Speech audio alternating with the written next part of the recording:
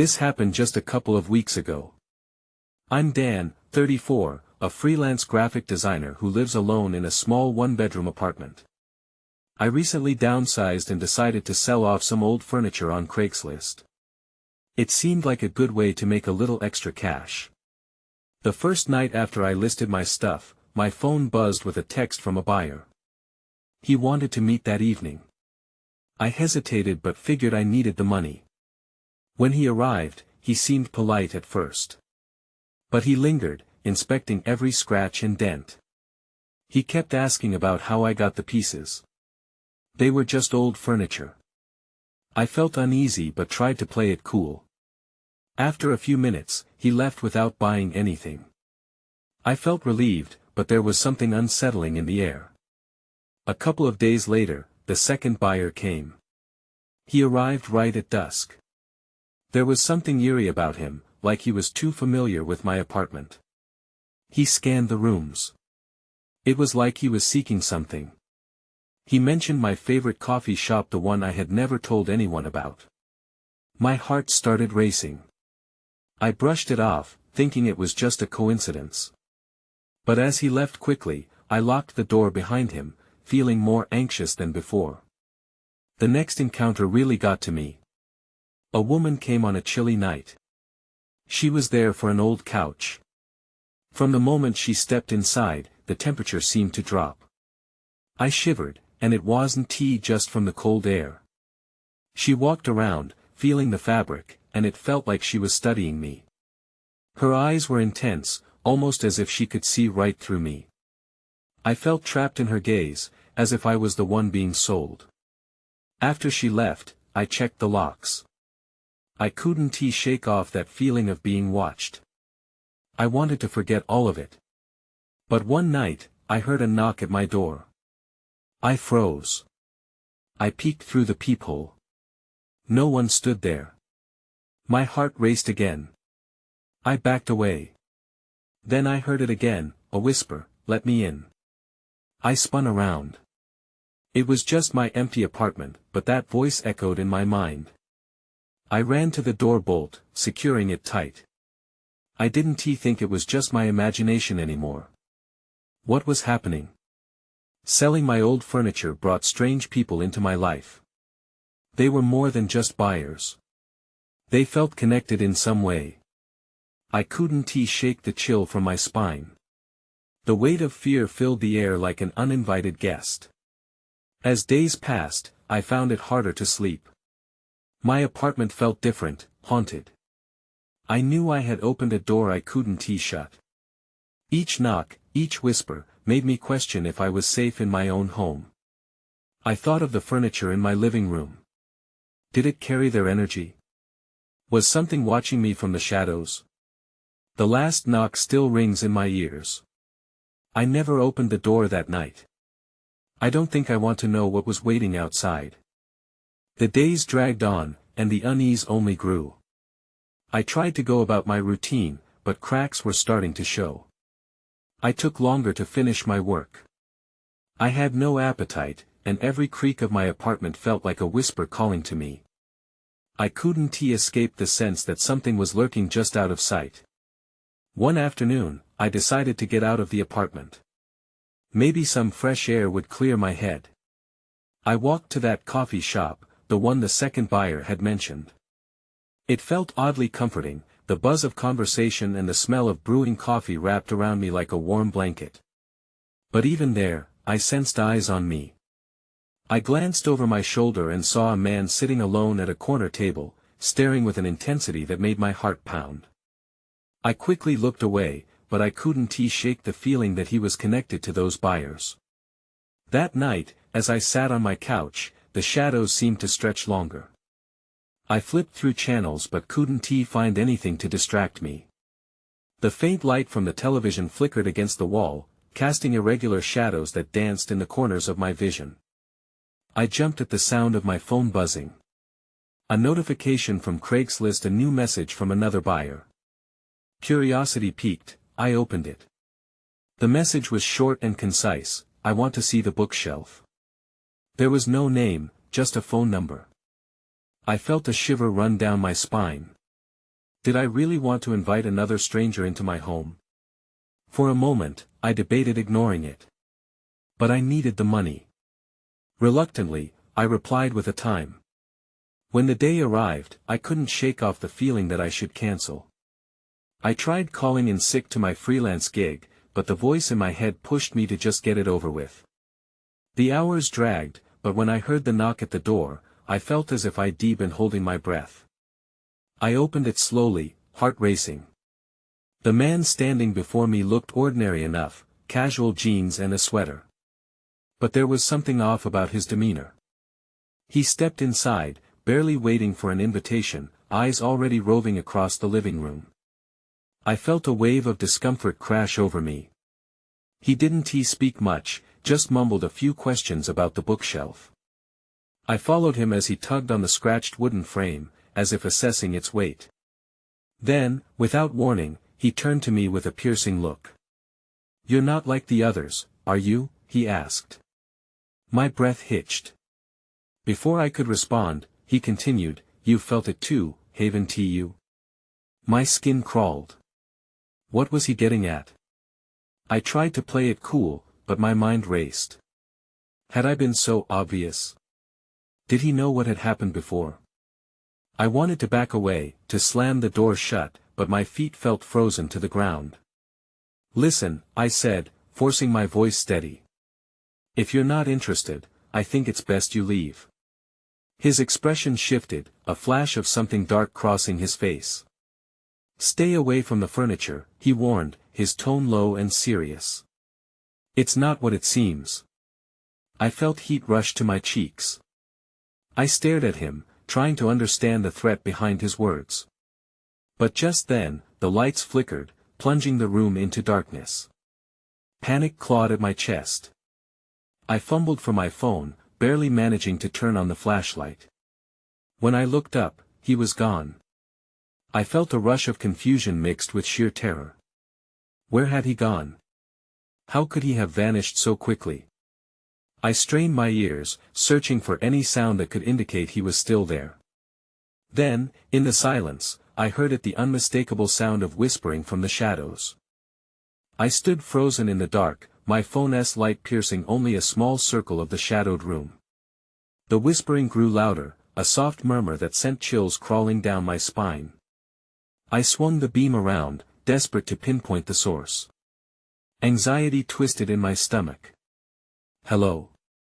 I called out, my voice trembling slightly. A hollow silence answered, thickening the air around me. The whispering faded, replaced by my breath and the distant rumble of cars outside. I edged towards the couch, the shadows warping and stretching in the flickering light. I needed to lock the door. I turned, but my feet felt heavy, as if a weight was pressing down. Just then, the low hum of my phone vibrated against the table, breaking my focus. I turned my back to the door, my heart thumping wildly in my chest. It was another message from Craigslist. I hesitated before checking it, my fingers shaking. "I know about the bookshelf," it read. "Meet me at the same coffee shop tomorrow." I felt a surge of adrenaline. Who were they? What did they know? I wanted to refuse, wanted to crawl back into my well of isolation. Instead, curiosity wrestled with my fear. I typed a quick reply, "Who are you?" Minutes passed in silence, and the only response was the darkness pressing against the walls. I couldn't stay here, not with my imagination running wild, and certainly not after facing an unsettling encounter. I grabbed my coat and reached for the door. I needed to get out. The air outside was cool, a sharp contrast to the oppressive atmosphere of my apartment. I hurriedly made my way to the coffee shop. As I approached, the familiar buzz from inside both calmed and filled me with dread. What awaited me? The moment I walked in, I scanned the room, searching for any sign of the man who had watched me before or anyone connected to my strange happenings. I spotted a table in the corner occupied by a figure. It was hard to see his face from this distance, but he seemed focused on something on the table in front of him. I walked closer, careful to remain inconspicuous. The man from before sat there, eyes locked onto my phone. My stomach soured. Had he been waiting for me? The flickering lights overhead hummed, amplifying the tension. I contemplated turning around, but it was too late. He looked up, locking eyes with me. "Did you bring it?" he asked, gesturing to my phone. I didn't respond, caught between maintaining my ground and running away.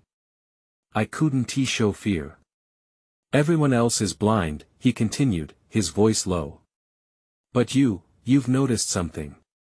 I backed away slightly, the urge to flee gnawing at me. "What do you mean?" He leaned in closer. "You must know by now that the furniture has its secrets. The bookshelf can reveal them." Just then, my phone buzzed again. I felt something well up inside me, a mix of anger and fear. "Enough. Just tell me what is going on." He sighed, frustration crossing his face. Then in a hushed tone he said, "You don't want to play this game. Trust me, they're watching you." My heart raced as the shadows began to creep in again around me, the bright coffee shop suddenly feeling claustrophobic. Before I could respond, the lights flickered once more, and I glanced around the room. Everyone looked up, startled by the sudden darkness. But then the whispers started again, echoing all around me. That's when I saw at the bookshelf outside, gleaming under the street lamp, a dark figure moved past it, slinking toward the shadows, and my heart sank. Someone was in my apartment. I bolted out of the coffee shop, the chatter and warmth fading behind me as I raced back into the cold night. My mind was spinning with the realization that someone was in my apartment, rummaging through my things. The dark figure I had glimpsed moved through my thoughts, a shadow I couldn't shake. I needed to get home, but every step felt heavier than the last. The world outside blurred with the chaos in my brain. Had I left the door unlocked? Would they be waiting for me? Panic bubbled under my skin, fueling my speed. I skipped over cracks in the pavement, almost tripping in my urgency. When I finally reached my building, I hesitated at the entrance. The fluorescent lights buzzed overhead, casting a sickly glow. I could faintly hear the buzz of my phone vibrating in my pocket, but I ignored it. There were more pressing matters. I climbed the stairs 2 at a time, my heart pounding louder with each step. I reached my door, breathless and shaking, and cautiously turned the handle. It creaked open slowly, and I stepped inside, scanning the room for any signs of disturbance. The shadows seemed thicker now, like they had a presence of their own. I found my apartment just as I had left it, or so I thought. I stepped in, the familiar scent of my old furniture wrapping around me, comforting yet unsettling. The light from my phone lit up the corner of the room, revealing nothing out of place. But as I moved further in, dread pooled in my stomach when I noticed the bookshelf. It stood there, ominous and silent, but something felt different. I approached it, trying to suppress the creeping fear. The books were still in their orderly rows, but the very air around the bookshelf felt charged, as if it were alive. I couldn't ignore it any longer. I needed to know what the man meant. Just then, my phone buzzed again, snapping me back to reality. I fished it out of my pocket and saw an urgent message from an unknown number. "It's safe. For now. But you must act fast." My breath caught in my throat. Who was this person, and what did they know? I quickly typed back, "What do you mean?"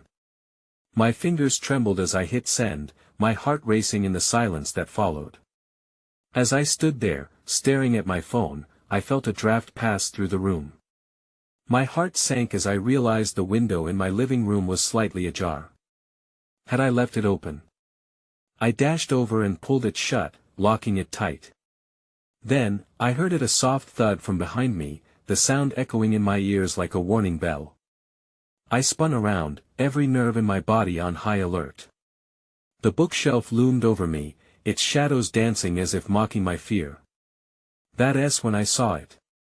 One of the books was slightly askew, not aligned with the others.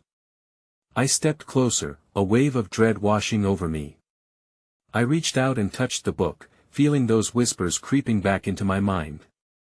Just then, a loud crash erupted from the other room, jolting me back. Something was moving, and I wasn't alone. I froze, my breath lodged in my throat. The sound came again, this time followed by a faint shuffling. My instincts screamed at me to run, but I couldn't tear myself away from the door to the other room. I needed to know what was happening. I grabbed my phone, the dim light casting long shadows on the walls as I crept toward the hallway. The thudding noise grew louder, and I felt a gnawing fear knotting in my stomach. Who or what was in my apartment? As I approached the threshold, I heard a voice.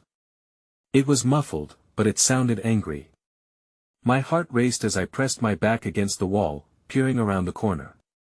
In the flickering light of my lamp, I caught a glimpse of a figure. A man, tall and lanky, rummaging through the drawers in my kitchen. Swinging his arms wildly, he knocked a pile of plates to the ground, the crash echoing through the apartment and threatening to shatter my nerves. I couldn't just stand there. This was my home.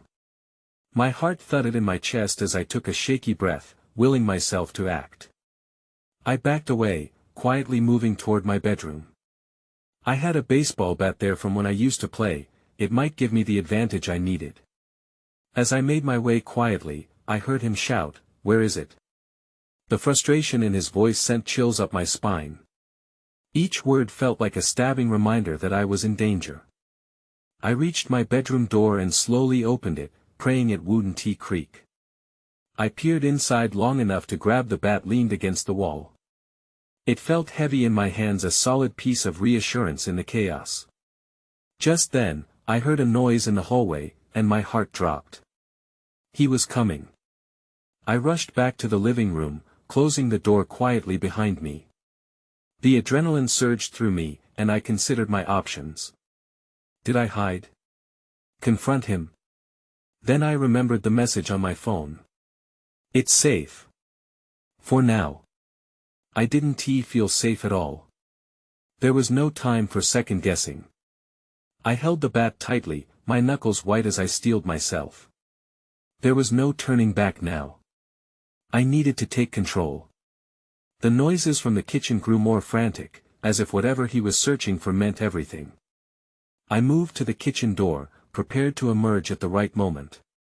As I stood there, the tension rising like a coiled spring, I heard another crash. This one sounded like a chair had been thrown.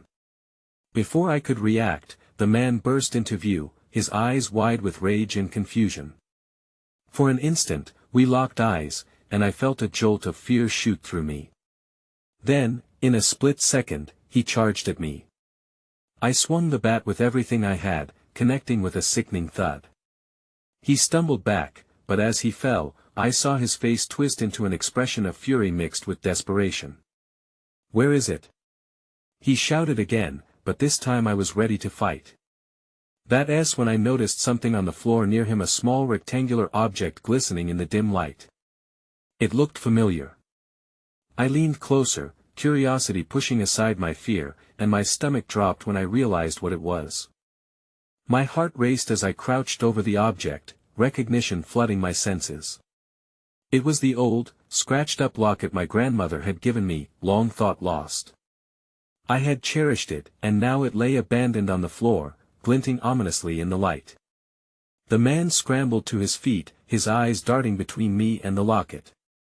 "You have no idea," he growled, spitting the words like they were poison. "You can't keep it."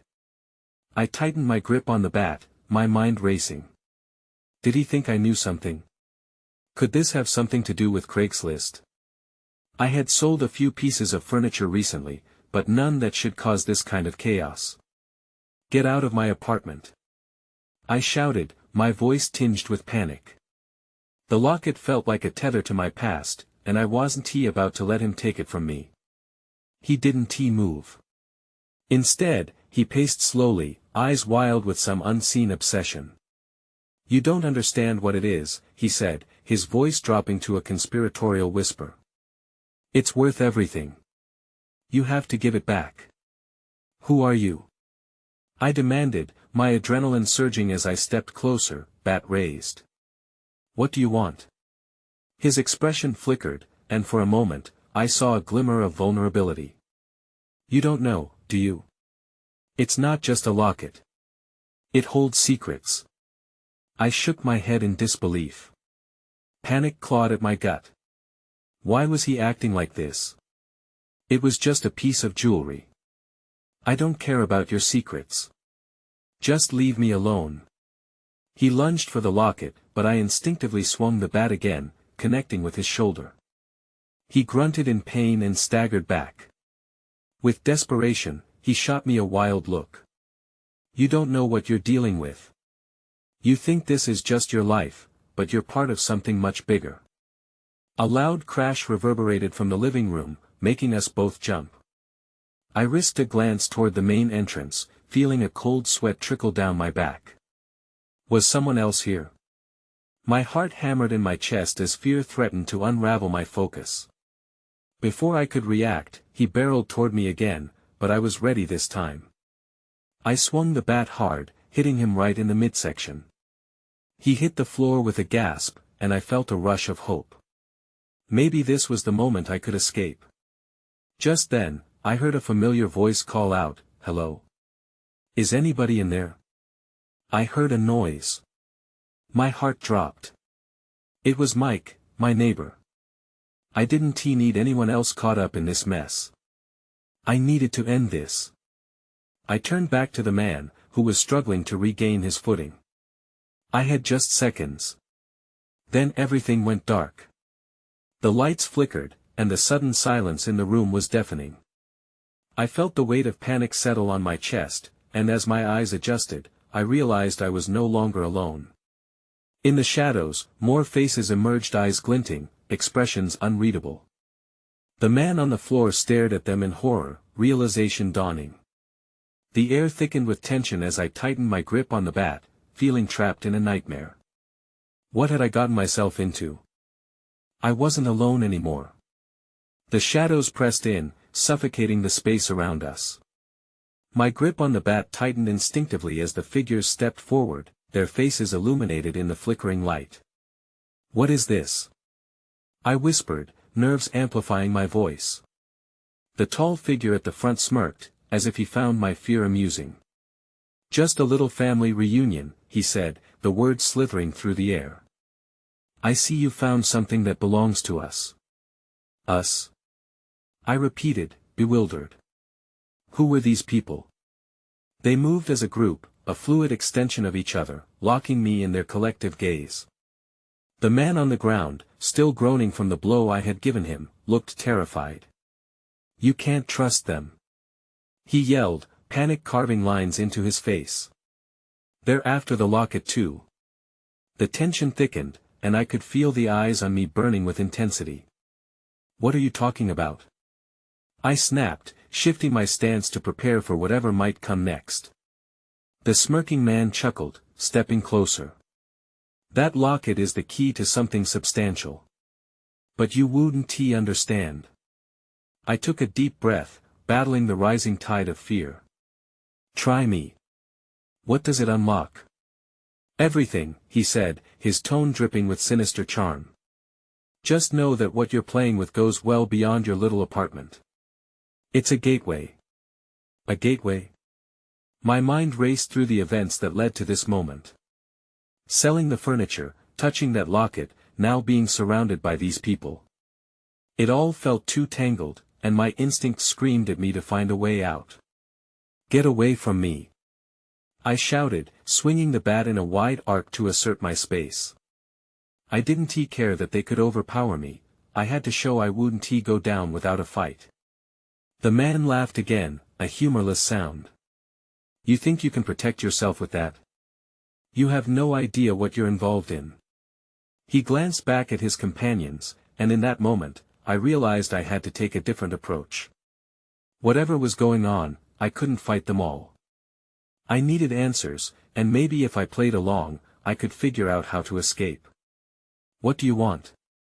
I asked, hoping my voice betrayed none of the fear coursing through me. Just tell me what you want. Their expressions shifted slightly, intrigue replaced sheer annoyance. You really don't know, do you? The tall man said, stepping even closer.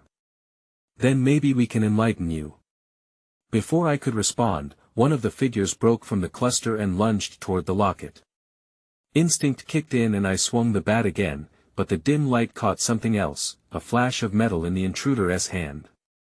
Everyone wants what's inside that locket, he said breathlessly, lunging again. Panic gripped me as I realized the locket was more than just a family heirloom, it was a target. What had my grandmother gotten involved in? And now the same fate awaited me. Just as I prepared for their next move, I noticed something peculiar about the locket itself. It seemed to resonate, a soft hum vibrating in the air. That's when I saw it. A faint glow emanated from the front, pulsing like a heartbeat. Was it reacting to my presence or to theirs? The room shifted around me, and I was about to find out just how deep this secret went. The glow from the locket intensified, casting eerie shadows on the walls. For a moment, I was entranced. The world around me faded, and all I could focus on was that pulsing light. It felt like a heartbeat that connected me to something, or someone, far beyond my understanding. Stop! The tall man barked, yanking me back to reality. It's not meant for your kind. His words sliced through the tension, and my heart raced. My grip on the bat nearly faltered. What do you mean, my kind? I demanded, that spark of defiance igniting in me again. The tall man's expression twisted from curiosity to irritation. You still don't get it, he said, his voice low and dark. That locket isn't just jewelry. It's an ancient key, and you are holding onto it without even knowing its true power. I glanced nervously at the group. They all watched, their faces a mix of hope and impatience. It was unsettling. Maybe they weren't the monsters I thought they were. Just desperate like me. What does it unlock? I pressed, desperate for answers. I was tired of standing blindfolded at the edge of this abyss. If you have to ask, then you're not ready, he replied, his voice smooth like a dagger wrapped in silk. At that moment, the man I had knocked down groaned again, rising to his feet. He looked bruised and scared, but there was fire in his eyes. Listen to me. He shouted. They will destroy you for that locket. You only know half of the story. Suddenly, the clatter of footsteps echoed from the hallway, drawing our attention. A door creaked open, and another figure appeared, tall and dark against the backdrop. My stomach twisted at the sight. It was another one of them, but this one radiated a different energy, a palpable sense of danger. Zane, we need to move, the newcomer said, scanning the room with piercing eyes. The others are coming. Zane's expression darkened. Your plan has failed. We cannot let her keep it. Feeling the panic rise again, I glanced at the locket. If it truly was a key, could it help me? Or would it just lead me deeper into this chaotic unraveling? Get away from me! I shouted, brandishing the bat again. I was shaking, not sure if I could defend myself, but the energy in the room felt like it was shifting once more, building toward something. With a speed I wasn't expecting, one of the figures lunged toward me again.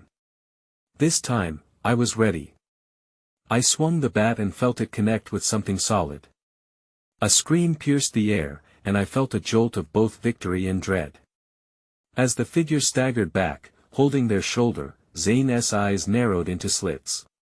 You've made a mistake, girl, he seethed. You have no idea what you've just unleashed. Before I could respond, the pressure in the air worsened. The locket's glow flared, and in that heartbeat, I realized I had crossed a line.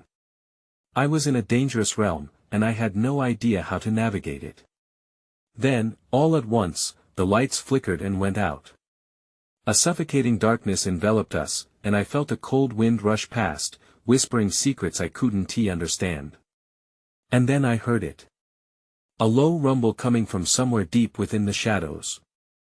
Whatever I had awakened, it was far from over. I felt like I was in a nightmare. The darkness pressed against my skin, cold and clammy, each breath heavy with dread. The rumbling grew louder, reverberating through the room. I couldn't tell if it was coming from the walls, the floor, or somewhere deeper somewhere within the locket itself. "Do you hear that?" I whispered, my voice trembling. Zane didn't answer. Instead, I heard his quickened breaths, and I could sense the tension radiating from him. The others shuffled nervously, their presence a constant reminder of how outnumbered I was. I raised the bat again, ready to swing, but I didn't know who or what I should be aiming for. Suddenly, a light flickered. It was dim, barely illuminating the outline of Zane and the others, but it was enough to make my heart race. In that brief moment of clarity, I saw the fear in the injured man's eyes. He stepped closer, despite the danger that surrounded us. "Please," he said, urgency in his tone. "You can't hold on to that locket. You need to let it go. They'll come for you." "Who will?" I shot back. I wasn't ready to back down. Questions burned in my mind, a fire that refused to be doused. "What are you even talking about? Just tell me the truth." He opened his mouth, but before he could speak, the flickering light dimmed again, leaving us in darkness. The rumble now morphed into a low growl, one both menacing and magnetic. It felt like it was crawling up my spine, demanding attention. Before I had time to react, the shadows shifted. A figure emerged, taking shape from the murky blackness. It was not one of Zane's group. This newcomer seemed different, taller, with an ethereal shimmer that contrasted starkly with the shadows around it. My breath hitched in my throat. "Zane," the figure called, its voice smooth yet chilling. "You've brought her here. Do you understand what you've done?" Zane stared, his expression a blend of defiance and fear. "I had no choice," he replied, his voice low. "She's the key." The light inside the locket pulsed again, brighter than before, illuminating the figure's features. It was then that I saw its eyes hollow yet burning with an insatiable hunger. My heart raced faster than ever. This wasn't just a confrontation, it was something far more profound.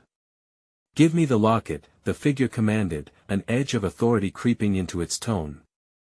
Something inside me snapped. I couldn't trust any of them, not Zane, not the injured man, and certainly not this otherworldly being demanding the locket. "No. You don't get to control me," I shouted, raising the bat once more. "Foolish girl," the figure hissed. "You've chosen the wrong side." With that, shadows surged forward, reaching out like tendrils aiming for me. Panic surged through me, and I swung the bat with all my strength, but it felt like swinging against smoke. They just kept coming. Then, light burst forth from the locket, overwhelming everything. In an instant, the shadows recoiled, shrieking as they dispersed. The room vibrated with energy, and I realized the locket was more than just a thing. It was a shield. But the figure wasn't gone. It stood, unchecked, letting out a laughter that echoed through the darkness. "You have unleashed something far greater than you realize," it stated, its voice dripping with malice. Before I knew how to respond, the shadows began to swirl again, and I felt a chilling rush of fear. I couldn't fathom what was about to come next. Whatever battle I had started, it was only the beginning. In that moment, the locket pulsed with a tremendous light, driving back the shadows that had coiled around me like snakes. The being's laughter cracked through the air, taunting and mocking. I felt the heat of my anger flaring, even as fear gripped my heart. Whatever this creature was, it didn't want the locket for closure, it craved to unleash its darkest desires. "I want to let you take it," I shouted, feeling a newfound resolve. As the light radiated from the locket, I held it aloft like a torch, casting back the dark figures thrumming at the edges of my vision. They shrieked and hissed, melting away but far from defeated. I knew I had no choice. "Use it. Use your power," the injured man pleaded, his eyes wide with desperation. I glanced at him, momentarily distracted from the terrifying creature looming before us. "What power? This thing is just a locket. It is more than that," he bellowed. It can trap them. In the next heartbeat, the shadows seeped forward again, driven by the promise of release. I raised the locket higher, feeling the energy within it flare in response to my intent. I didn't understand the mechanics of it, but in that moment, instinct took over. I closed my eyes, focusing on the whispers that had haunted me since the first knock at my door. They weren't just the echoes of fear, they were a channel, a connection to whatever had been unleashed. I let my thoughts flow, feeling the energy swell within me and surge into the locket. Light erupted from it in a brilliant wave, illuminating the entire room. "Begone!" I screamed, pouring every ounce of my will into the locket. The shadows bowed, contorting and writhing as they approached the light. I felt a powerful resistance, a struggle for dominance, and I could almost see a fissure form between the dark figure and the light. "Stop her!" Zane commanded, but it was too late. The light flared once more, engulfing everything, and the shadows twisted aggressively, howling as they were pulled back toward the locket. They surged in a cacophony of voices, pleading and screaming, the animalistic hunger of their intentions palpable. Then, just as quickly as it had started, everything fell silent. The shadows were gone. The room shifted into stillness, the only sound the faint hum of the locket resting in my palm. I opened my eyes, breathless. I had done it, I had forced them back. For a fleeting moment, I felt triumphant. But that victory was short-lived. I turned to find Zane's gaze fixed not on my triumph but on the locket. "You shouldn't have done that," he said, his tone low and grave. "What do you mean?" "There's a balance you've upset." He stepped back, dread creeping into his voice. "You don't truly understand the power of the locket. You've sent them away, but they're not gone. They will return, and next time, they won't be alone." Suddenly, the room began to tremble, the wall fissures spreading like spiderwebs. It felt as if the world around us was realigning itself in response to what had just transpired. I looked back down at the locket, now emitting a steady, pulse-like glow, and the realization struck me cold: I hadn't solved a problem, I'd only delayed the inevitable. "What do I do?" I asked, slipping back into fear, but Zane shook his head, his expression now grave. "Only you can decide how to handle what lies ahead. What you did was only an introduction to something much darker. It's a choice shrouded in shadows."